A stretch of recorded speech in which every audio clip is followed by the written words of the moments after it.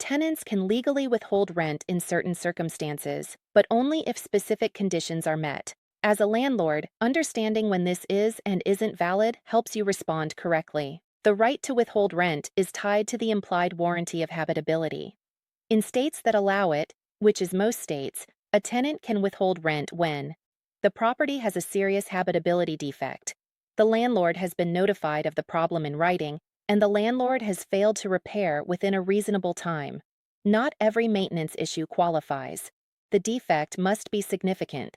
No heat in winter, no running water, severe pest infestation, roof leak causing interior damage, dangerous electrical conditions.